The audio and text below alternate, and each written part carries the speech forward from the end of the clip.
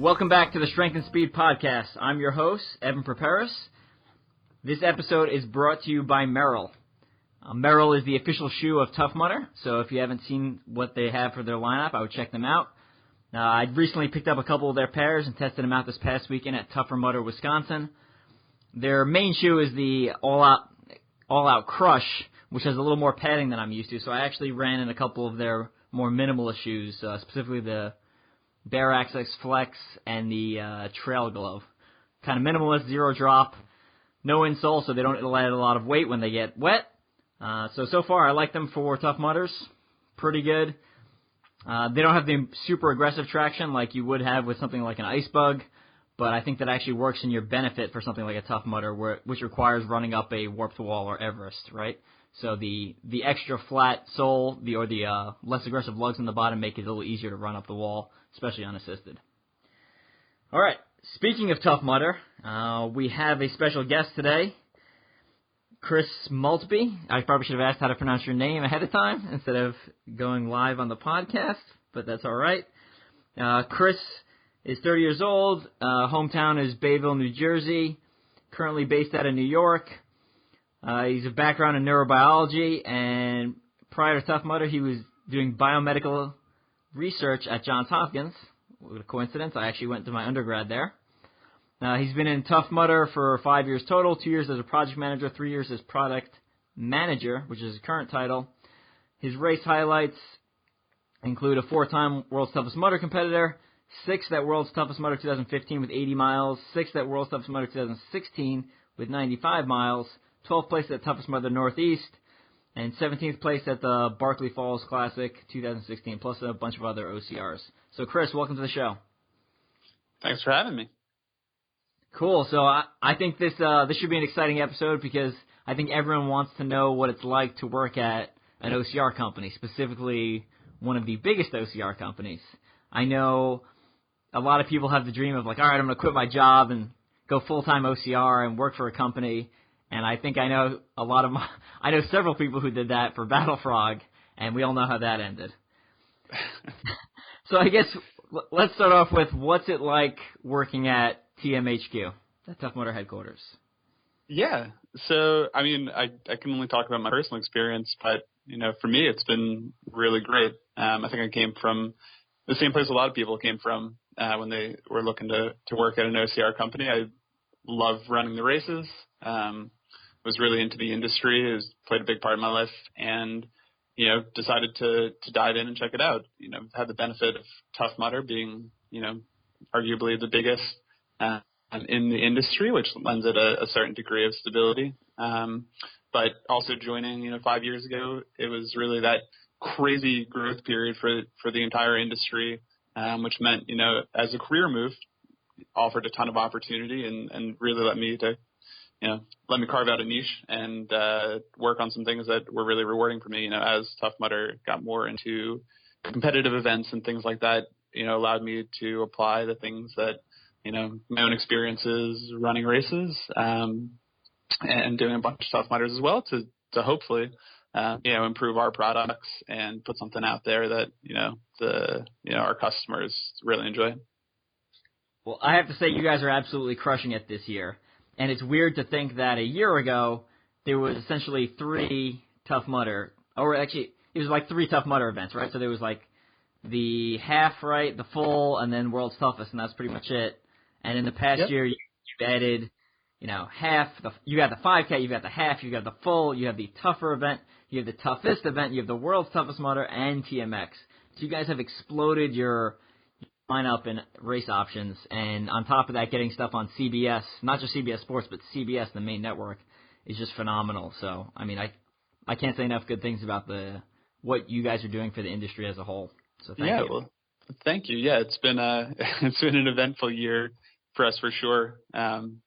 And a lot of exciting stuff. Hopefully, all well received or most well received from the industry. I think for us, there was in the early days, 2010, 2011, 2012, there was so much that went into just kind of nailing down what a Tough Mudder should look like and the way innovation just within that core format would work. And it was within the past year or two when we really started to wrap our minds around, what's it mean to develop a new format? How should we do that? How should the formats play together? What really offers the most opportunity for customers to come and try new things, which I know you've been out. I think we've agreed to do this podcast actually at Toughest Northeast, standing at the start line. So I know you've been out to those. You said you were just running a tougher event recently. So yeah, I think you've experienced some of the new products as they've come out, but what we've tried to do is put out products that sort of run the gamut. And even though every single event within that portfolio may not be for everybody, we want to put out more great event formats that, appeal to certain groups and can really maximize the potential value there. Gotcha. So when you started working at Tough Mudder, how many events had you done prior to that? So I think I got my entry into the industry the same place a lot of people did back then, which was doing a Warrior Dash. Did that, and that was when, obstacle course races were really like a new thing. And it was really cool, great experience. And then I went and ran my first Tough Mudder that year in 2012 and sort of fell in love with it. Started looking, like you mentioned, my background was working at Johns Hopkins, doing medical research. I knew I wanted to go to more of a startup environment, preferably something that was, more fitness focused. That's really what I was getting into at the time. Managed to find a position doing project management. I was originally hired to do the design and build of the new Tough Mudder headquarters. With all the growth that was going on at the time, we were looking to expand into a new office.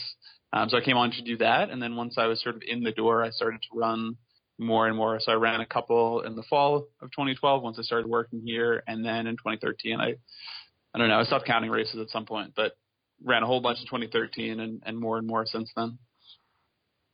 Cool. So, like I said, kind of in the intro, a lot of people have that dream of quitting their day job and going full-time OCR. So, obviously this is based off your personal experience, but what's one thing you thought would be maybe better, and then one thing you thought that would be worse, or maybe just something that's different than what you expected coming in since you're working for a company? Yeah. I think it's like, I would say it's be worth meeting your hero. To a degree, I think you come into a company and you get up close and personal with it, and it's not bad in any way. Like I mentioned before, I have loved working here for all 5 years I've been here, but I think, when you come in with really loving a product and loving an industry in a certain way, you need to adjust the way you think about things sometimes. I think it's been a skill that I've picked up along the way here of how to, sort of, adjust the way I think about things. When we talk about, a new obstacle on course, it's really valuable to have the customer perspective, having, been a customer for so long, of what, how that's going to feel on course, how it feels into the menu, just, sort of a gut check of how much I'll enjoy it. But at the same time, needing to take a step back and say, what does this do for the company? What does this do for people that are coming in with a different perspective? So I think, especially now, having been a product manager for a few years and working really closely with new event formats that we put out and, other changes to the product and obstacle innovation year on year and everything like that, I think it forces you, if you're going to survive and thrive in that environment, you need to be able to look at things in a lot of different ways, because you don't want to be so biased by your own opinions as a racer, but at the same time, you want to keep that perspective to make sure that you're really doing right by the customer and you're putting out really cool stuff and you're not doing things for the wrong reasons or just for, the business reasons. So I think that's been one of the things that's definitely been the most unique for me, and I think it's played out pretty well. But it's definitely something that was a little different than I thought maybe coming in. As far as like a pleasant surprise since coming here, I think it's been really great to see that, the company's culture and everyone around Team HQ really mimics sort of the Tough Mudder culture that a lot of people have come to love on course with the community. I've made some tremendous friends here. The company is full of really bright people who really do want to put out products that, invigorate people and help people to make positive changes in their life. And for me personally, it's just this amazing group that are really dedicated to the teamwork of the mission that we're trying to achieve. I know you and I have run side by side a couple times at Toughest and World's Toughest throughout the year, and so we both know the value of having, strong supporters around you. And the people here have been so great that for the past couple of years running World's Toughest, the majority of my pit crew each year have been coworkers that have, already been out for many, many weekends throughout the year and sacrificed their weekends to work events, and that were willing to fly out to Vegas and stay up for 24 hours with me just to be supporters as well. So I really can't you can't undervalue the quality of the teamwork and the employees of the company, which has probably been the biggest positive surprise for me. Well, that's awesome. I love that the values transcend just, from marketing to the actual values of the actual employees at the company. I know it makes it more real, and I know obviously every race company is a company at the end of the day, but at the same time, I think having those values and is important for both, brand and for not only for the employees but also the racers. So exactly. I know there's some other companies that I look at some of their actions and I feel like they're just trying to take as much money as possible, and I don't get that feeling with Tough Mudder. So I guess thank you. Yeah, no, so. We're happy. You can't undervalue how important it is to be genuine with what you do. Like you said, at the end of the day, decisions need to make business sense, but, having, I hope, employees that really embody the company's value, it's nice to hear that comes through. Good. So one of the reasons I wanted to have you on the podcast is you're an athlete too. So besides just working for the biggest OCR company in the world, I would say, you're also a top-level athlete. So, 2 sixth-place finishes at World's Toughest Mudder, that's no easy feat. 80 of 95-mile PR, also no easy feat.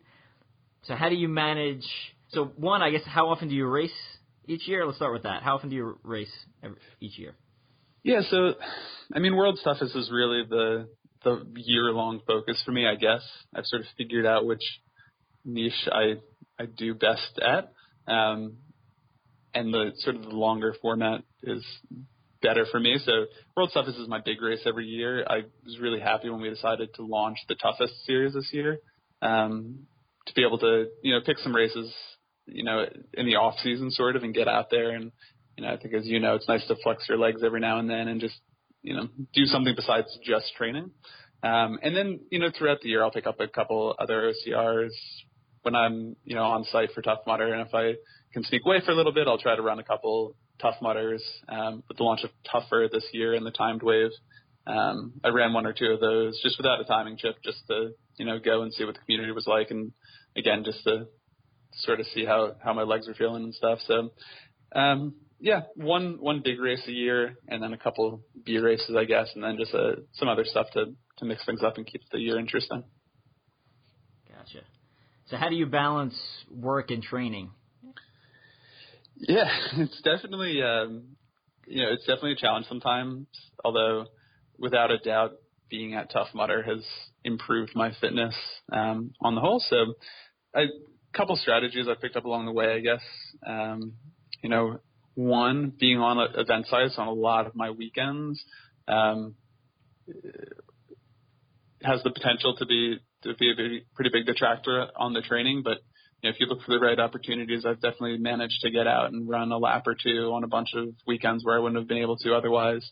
So just being in that environment can be really helpful.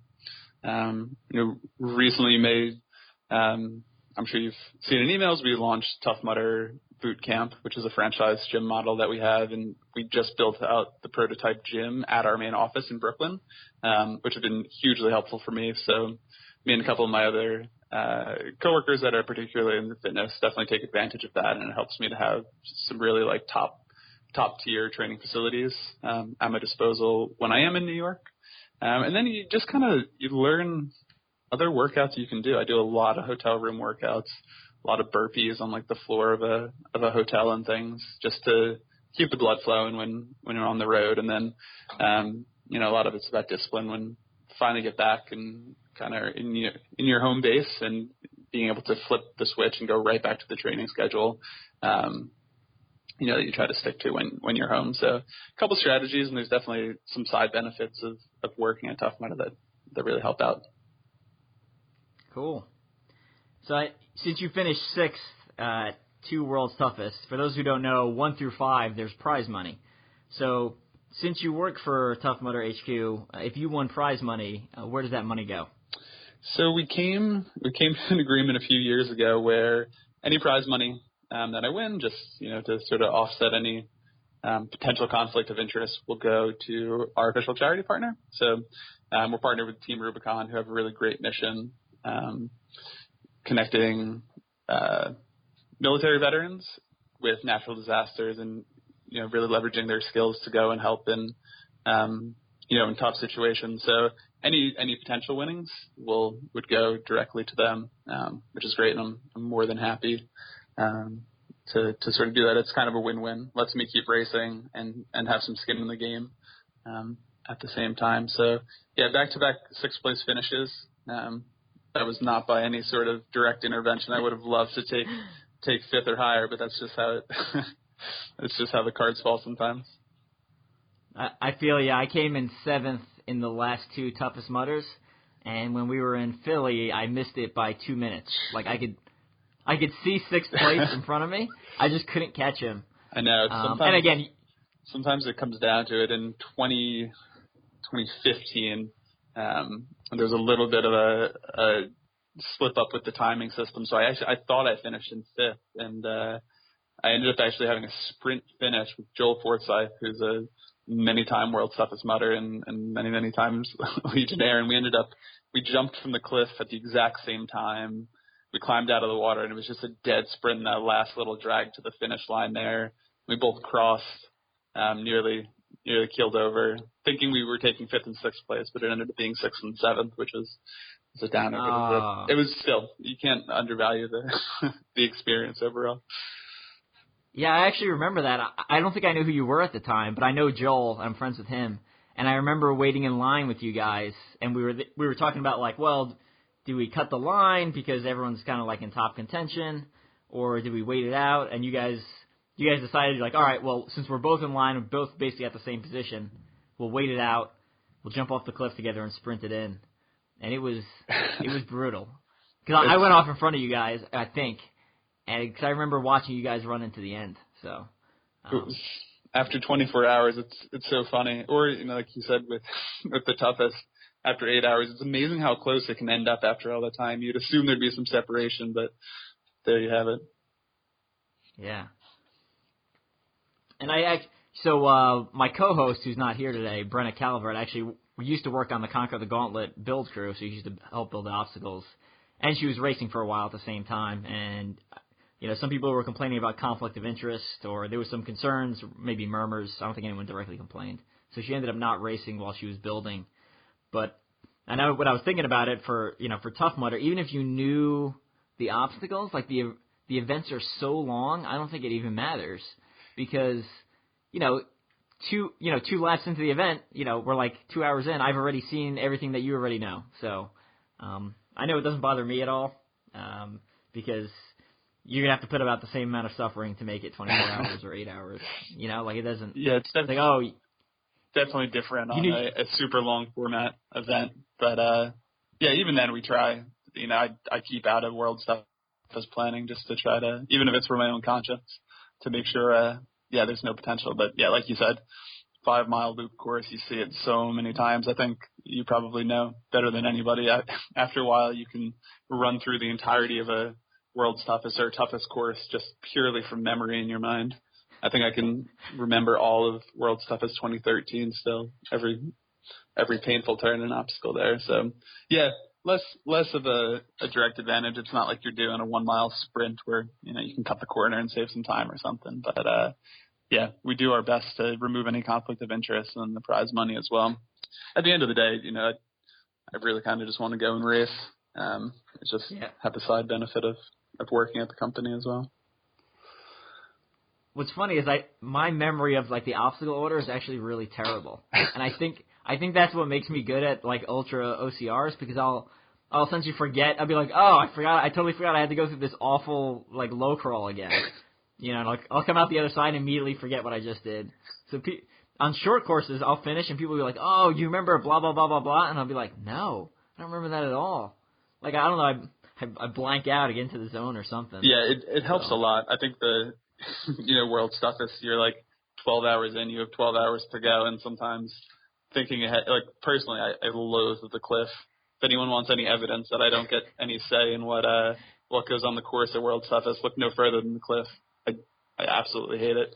And yeah, every time, especially when you've been going for hours and hours and hours, just the prospect of doing it one more time can weigh on you mentally quite a bit. So I applaud you. Being able to just forget and kind of just put your head down and keep trotting along without any worries is definitely a benefit.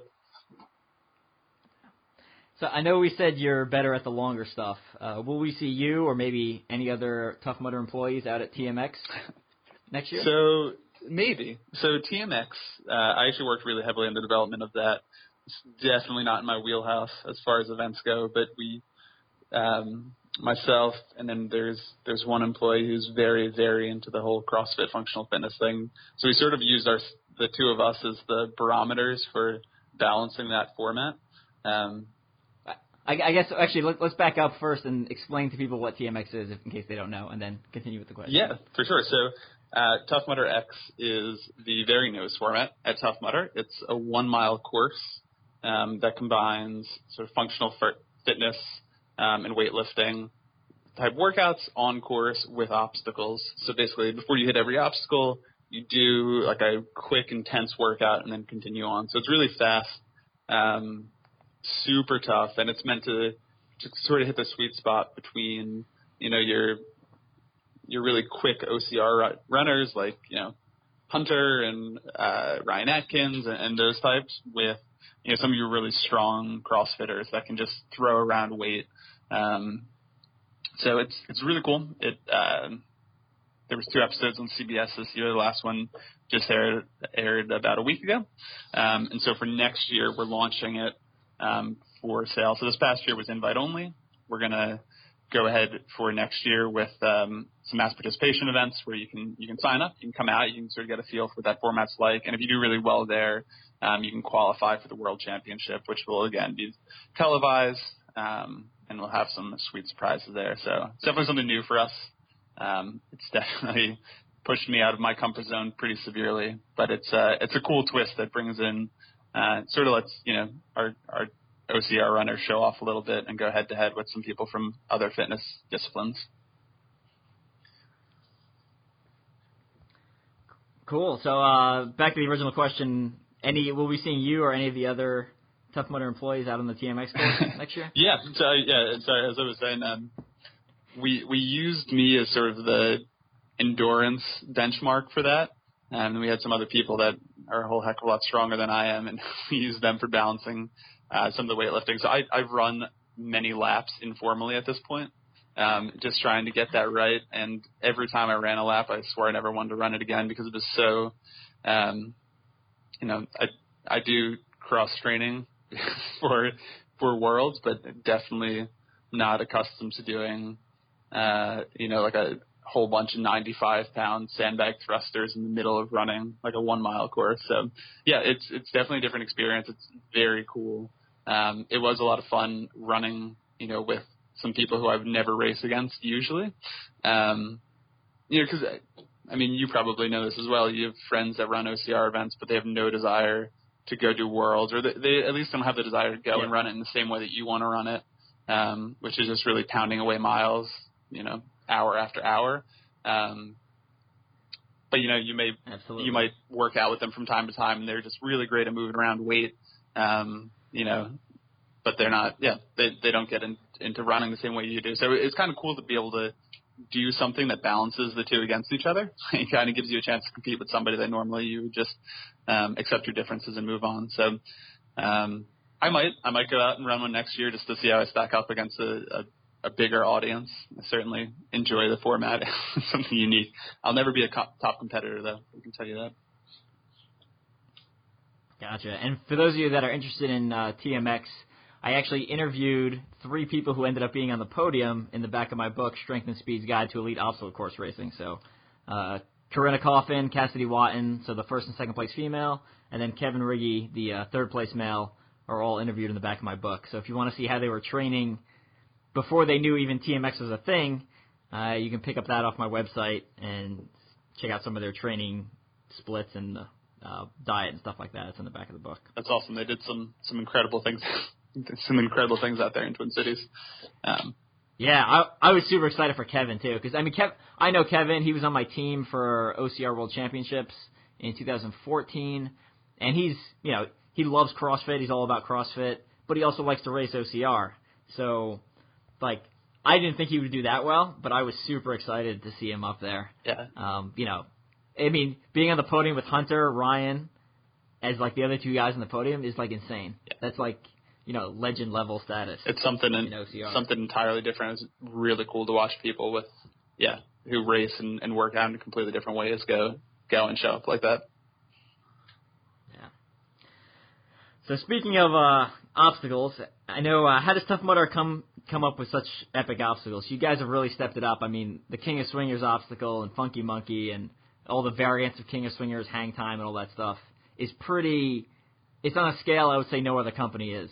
Right? Like the climbing up a platform and jumping onto a giant pendulum and then swinging to a net and then traversing a Tyrolean traverse, or even Funky Monkey, which monkey bars into something that changes every year. Operation, putting a pole through an electrified hole to get a ring. So where do you guys come up with all these ideas? Yeah, so we come up with them, I guess, from a few places. And like I mentioned earlier, sort of with us rolling out new event formats, we've gotten a bit better every year refining the process, which helps us, to keep things fresh along the way.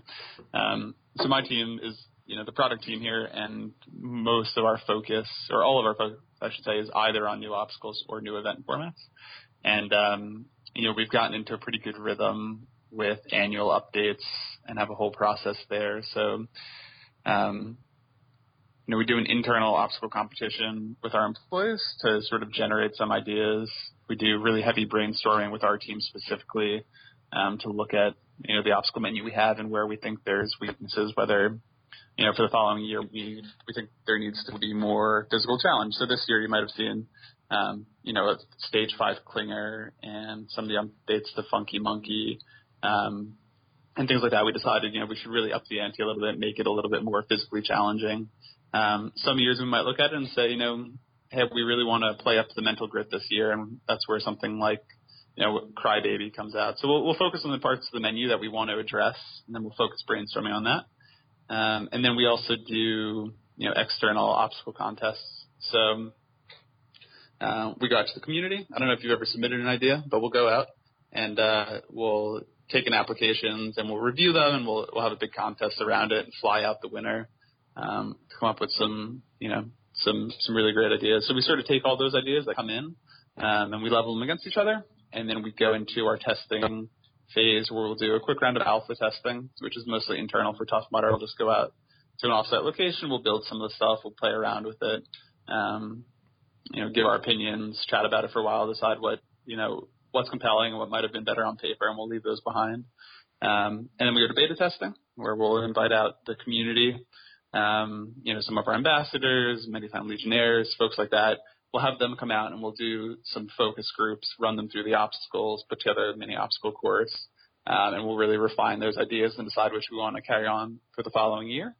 And then we've gotten into a pretty nice cycle now where we'll unveil a good number of the obstacles that are for the following season at World's Toughest, which is a really nice way to challenge people at World's Toughest, to keep things fresh there and to do, a sweet unveil. And at the same time, give our most dedicated customers who are out at World's Toughest the opportunity to try this stuff first before it hits, sort of the mass audience for the following year.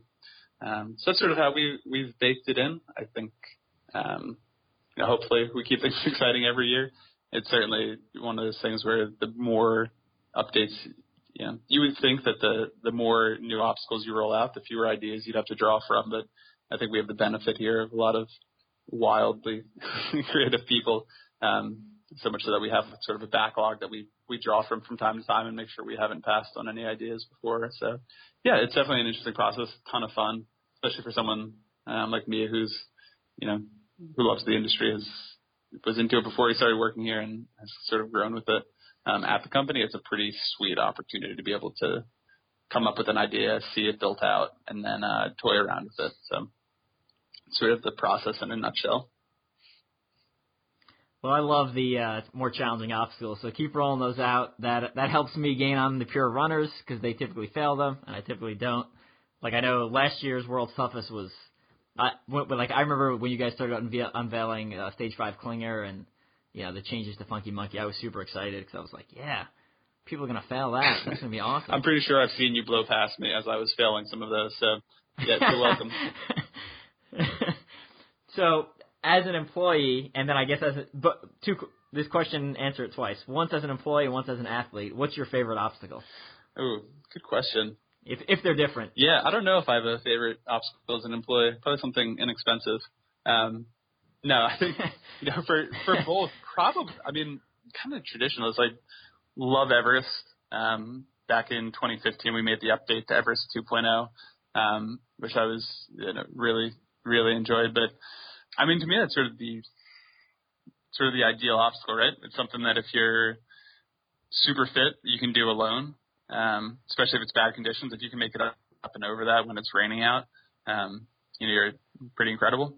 But it also embodies, so much of the teamwork spirit. And, I think a lot of us that have run a bunch of Tough Mudder events have wasted hours, sitting on top of that and helping people up, over the top of it. So, I don't know, it sort of epitomizes Tough Mudder obstacles to me. And even at World Toughest, it's always really special to see, like Ryan Atkins and John Albin sitting on top of that, helping the next group up behind them, even when they're racing, against the clock to try to put up 100 miles and things.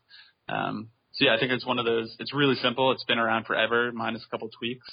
But I think it really sort of sums up the event in a great way. Yeah, it's definitely a good one. I was in Wisconsin this past weekend and I got to help a couple of first time mudders up over the Everest, which was fun, because some of them don't really grasp the teamwork concept yet. So like when they, I'd pass them early and then they see me essentially waiting for them at the top of this wall and, you're like, all right, now even come over here. With the rollout of Tougher this year, a couple times when I was running the Tougher wave, you are competing for money and stuff, but it was really special to see, the leader stop at the top, turn around, or, like a couple times, first place coming into Everest couldn't get up it. Second place guy catches up, passes them, but stops at the top to help the person up right behind them instead of leaving them in the dust. So, yeah, it's been really great. I think that was one of the things for us this year, rolling out more competitive formats. We're really sensitive, as a company to making sure that the Tough Mudder spirit sort of was able to survive more competition. And we had a good feeling about it, having done World Toughest for many years and seeing how the contestants, interacted there.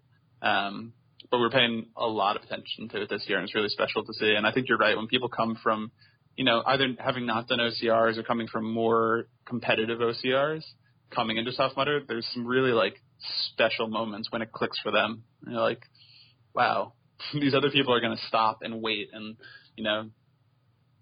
just wait for me and pull me over this obstacle and really help me out when I'm in a bad spot. It's a pretty special spot. It's really, especially if sometimes they'll go out and do a second lap. And I think a lot of people in the community do this. Like, they'll go out, they'll stretch their legs, they'll get in a fast lap, and then they'll go do a second lap, and they just hang out there for an hour. And they just help people over who have never done it before. People run Tough Mudder half for the first time.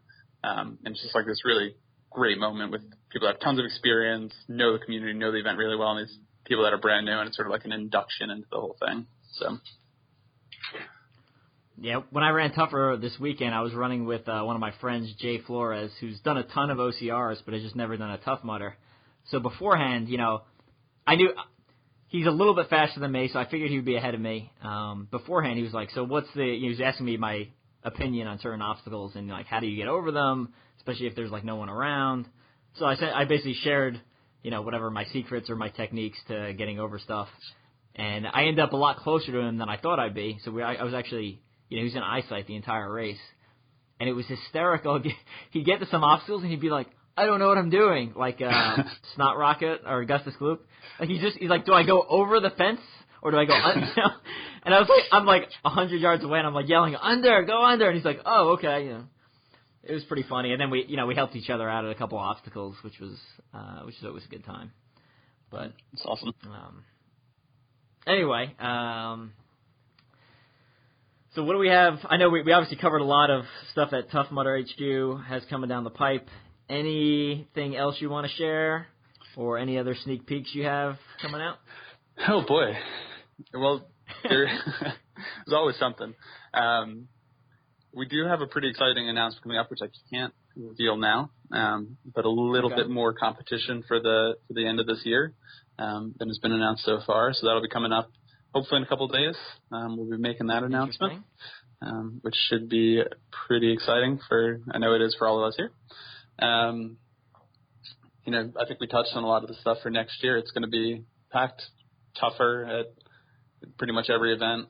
A couple of additional toughest events for next year to keep an eye on. As you know, a venue change for World's Toughest next year, which I can't comment on specifically yet, but it should be exciting. Can I ask, has the venue been decided already? It has. It has been decided on. Can you tell me if it'll be in the Western Hemisphere or the Eastern Hemisphere of the world, or is that too specific? Yeah, maybe too specific. Yeah. Fair enough. I can't remember the exact date that announcement's coming out, but it's not too far off. It is funny though. I hadn't really paid it much mind, and then like yesterday I was just sitting down thinking about Vegas. I think I was thinking about the Cliff. I was like, man, I really don't like the Cliff, but I feel like I spent a lot of quality time in the desert over the past couple of years, and like, I don't know, there's a funny nostalgia to it. I was always. Oh, absolutely. I feel like it's home. I've spent 3 times 24 hours, 72 hours running around this circle. Essentially, the path changes a little bit, and sometimes we run it in a reverse direction, and the obstacles change, but like, it's the same patch of land. Like, I spent a lot of good time out there. Oh yeah, well, it's like a lot of bad time too. It's like a subconscious, just I don't know. You sink into it. You get out there. You go to the Westin, or wherever. The whole process, flying to the Vegas airport at this point, just triggers a lot of things for me. Yeah, absolutely. So yeah, it's bittersweet in that way. I'm really excited having one last crack at Vegas, but it'll it's pretty exciting times for the new announcement. So you said there'd be more toughest events. Can you tell us how many, or is that too specific? That's also probably too specific. I can't imagine it's that big a deal actually, but I'll wait until I don't want to cut anybody off by jumping their announcement. But I think that announcement's coming up pretty shortly in the next couple of weeks too. Okay, I feel like I have to at least ask those, and I don't expect you to answer them, but I feel like I wouldn't be doing my job if I'm not. Exactly, we have an understanding. It's okay. Yeah. So you said you will be at World's Toughest this year, right? For the last one in Vegas. Yeah, that's the plan. It's funny. I think every year training in some ways becomes more second nature, which means almost less focusing on a specific event and more just becoming part of your lifestyle. So, to train up to it. And then all of a sudden around this time every year, I'm like, oh, crap. It's like actually approaching really fast. But yes, I will be out there. I'll be seeing you as well, I hope. Yes, I should be. I need to double check with work one last time to make sure they're giving me off.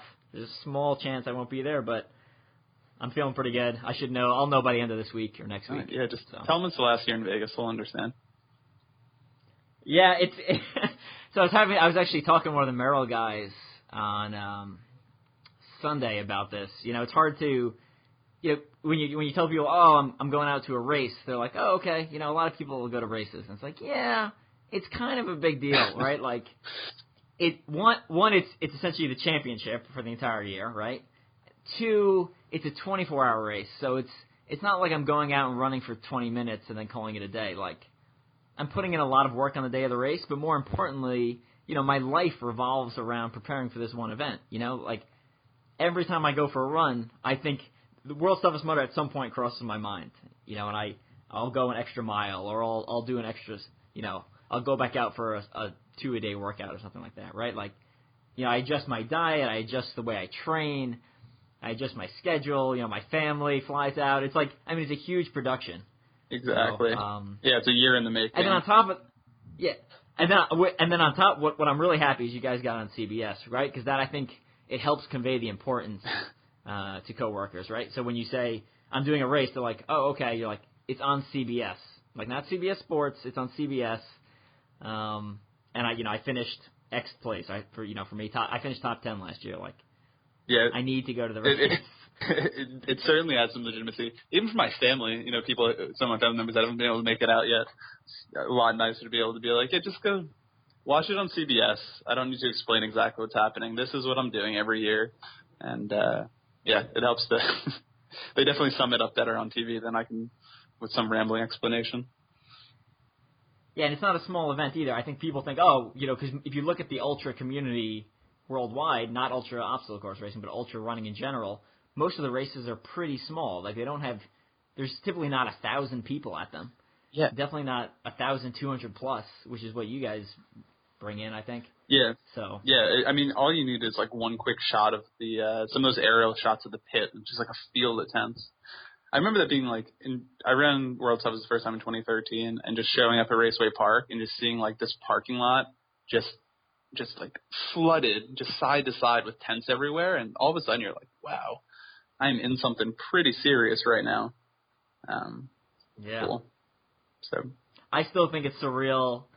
I've my lowest placement out of the 3 years I've done it is 22nd. Wow.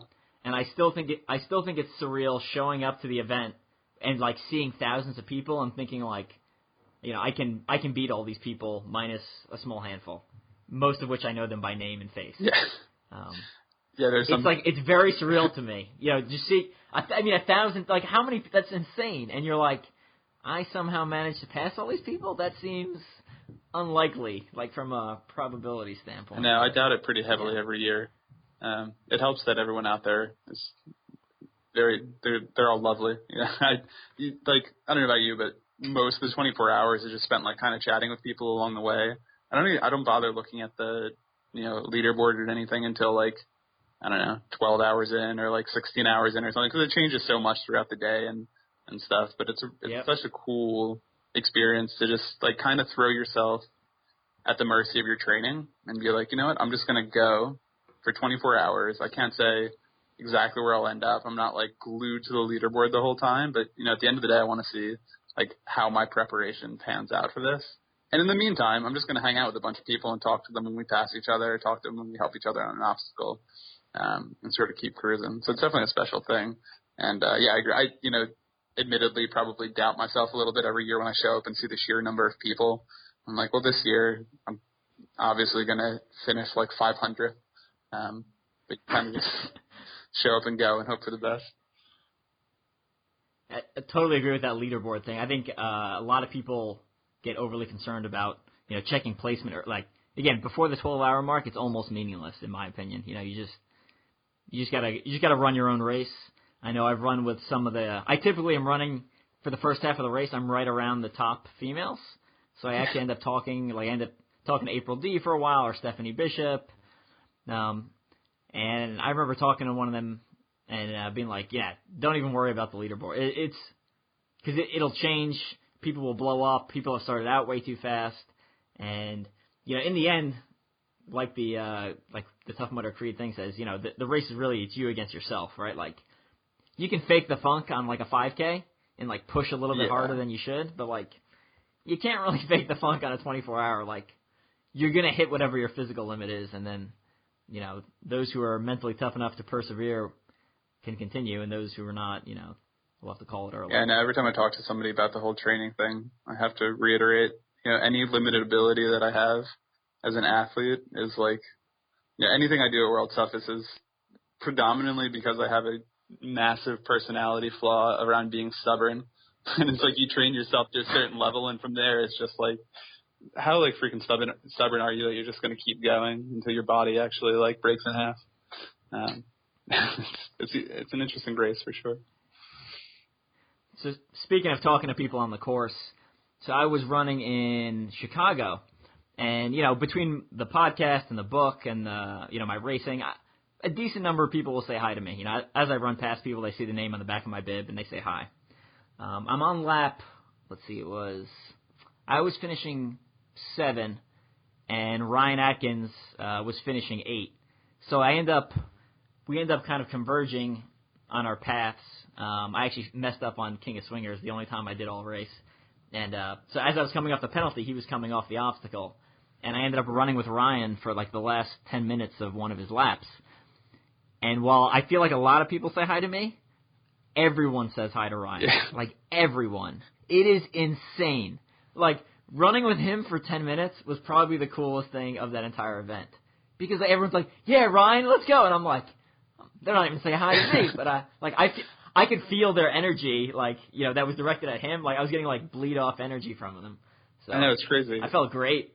It's like one of the really cool things about the race, actually, especially now that it's on TV and stuff, is like everybody, whether this is your first race and you just kind of want to go out and trot, a couple laps and see how it feels, and you're kind of there for a 24-hour party, in a sense, or if you're really there gunning it and just driving yourself into the ground physically, you're all running side by side, and these legitimate pro athletes like Ryan, who just a really great dude. You just see him kind of running by. I remember last year at World's Toughest, him and John were kind of just doing a victory lap. They had already finished 100 and they had some more time, which is insane in its own right. And they were just going back out and kind of just walking with people who were out there finishing their race, chatting with them the whole time and stuff. I don't know, it's this amazing convergence. There's not many, competitions out there where the pros and, the amateurs are side by side the whole time and just this sweet little community. So it's definitely cool. And I agree. Ryan, I don't know. He's a great dude. He doesn't seem to get sick of it. He's just friendly the whole race. And people, worlds are calling after him for 24 hours. That's a long time to be, while you're in the throes of a serious competition and just ripping out miles the way he does. So it's something else. So before we go, I have 2 requests for you that you need to pass off to whoever makes your merchandise for World's Toughest Mudder. Actually, I have 3 requests. All right, I'll do my best. One is make a sleeveless male shirt, right? Because you guys at the last World's Toughest merch shop, there was no sleeve. There was only a sleeveless or tank top for females. Oh, I can help you. I want a sleeveless I just shirt. cut the sleeves off my own. I can do it for one of your T-shirts as well. That's true, but then I need a second T-shirt, so I don't want to ruin one of my old T-shirts. Fair. Okay. So that's 1. 2, I want you guys to make I'm not going to wear my bib around. Some people do, based off the community pictures, wear their bib around to non-Tough Mudder stuff. But I want a T-shirt that looks like the bib, right? So a 50-mile or 75-mile T-shirt, that's brown or silver. I won't spoil anything. That looks like the bib. But that's okay. So that's Turd. That's 2. Oh, that's 2. And number 3 is I want a World's Toughest Mudder belt buckle, right? In ultra running, the big finisher prize is a belt buckle, right? It's something, and it's not small, it's obnoxious, so obnoxious that when you wear it around town, people can't help but comment, and it draws people's eyes. That's fair. So I want a World's Toughest Mudder belt buckle. Now I kind of want one too. It would be even better if you had the center you could change out and add your mileage to it, and so as you got better each year, you could all right, now I got 55 and now I got 65 or. Those are my Yep. Those are my requests. Okay, that's fair. Some of them are in the works, and the belt buckle seems pretty sweet. So I'll see what I can do. Because like I mentioned, I would actually like one myself. All right, we'll work on it. All right, good. So before we take off, any final shout-outs you want to give? Family, friends, sponsors, company, etc.? All good things. Not in particular, although I know you kicked off the episode talking about Merrell, and I have to say this is not meant to be a blatant sponsor plug in any way, but I actually just got the Trail Glove 4s today and was wearing them around and getting in some miles this morning on them. And you're absolutely right. They're pretty sweet. So no, that's on my mind only because they're shiny and new right now. But no, quick thank you to the whole community, of course. Hope to see everyone out at World's Toughest this year. And, thank you for having me on. I look forward to seeing you out there, hopefully, as well. Awesome. Well, I think that wraps it up. Chris, thanks again for coming on. And thanks to Tough Mudder for doing everything they do and pushing this industry forward. I think, even the smaller brands get a lot of bleed-off benefit from, having such a large force present on TV and, making such large leap forward in the eyes of the public. So thank you guys. I'm sure some of the guys who come out to our race, the races I usually go to, our Conquer the Gauntlet, I'm sure some of them got their start in Warrior Dash or Tough Mudder. So like I said, that bleed-off effect is definitely real, and definitely the entire industry thanks you for it. Oh, thank you. So that kind of wraps it up, and that's it. We'll see you guys next week on the Strength and Speed Podcast.